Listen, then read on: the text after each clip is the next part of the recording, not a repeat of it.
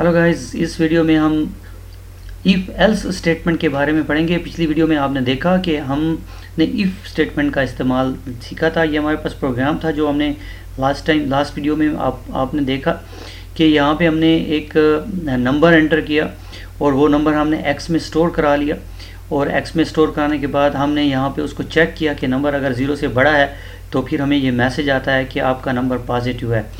इसमें ये होता है कि जब नंबर बड़ा होता है तो फिर ये मैसेज आता है, अदरवाइज़ फिर वो जो है वो नेक्स्ट जो स्टेटमेंट होता है उस पर ट्रांसफ़र हो जाता है control.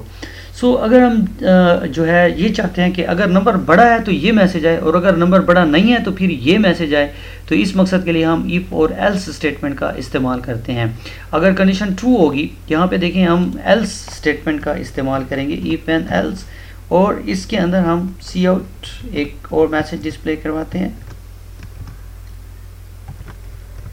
Your number is negative. अगर ऐसा नहीं है तो फिर जो नंबर जो है वो क्या होगा, नेगेटिव होगा। सो एंड दैट, सो यहाँ पे सेमी कोलन होगा, स्टेटमेंट हमारी ख़त्म हो जाएगी।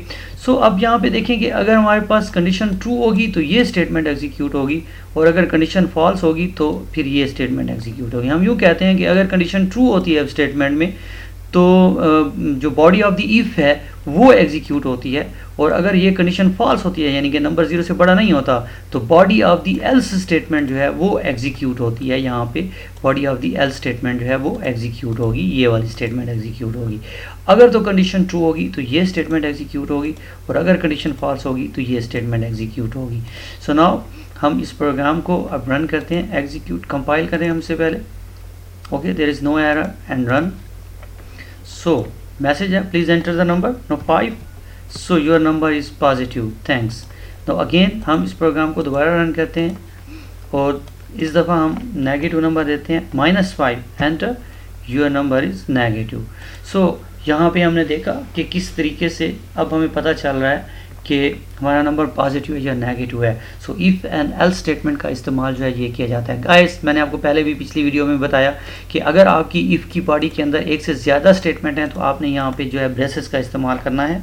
यहाँ पे आप ब्रेसेस का इस्तेमाल करेंगे यहाँ पे, और यहाँ पे आपकी इफ़ की बॉडी जो है वो ख़त्म हो जाएगी। और अगर एल्स में भी आपके पास ज़्यादा हैं तो यहाँ पे आपने ब्रेसेस का इस्तेमाल करना है।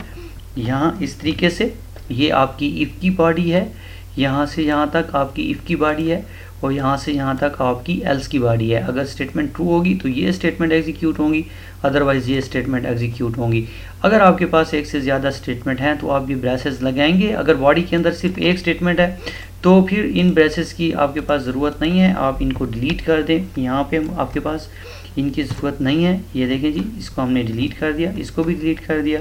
यहाँ पे भी क्योंकि एक ही स्टेटमेंट है तो हमें इनकी ज़रूरत नहीं है। सो यहाँ पे हमने देखा कि इफ़ और एल्स का इस्तेमाल जो है वो C++ में कैसे किया जाता है।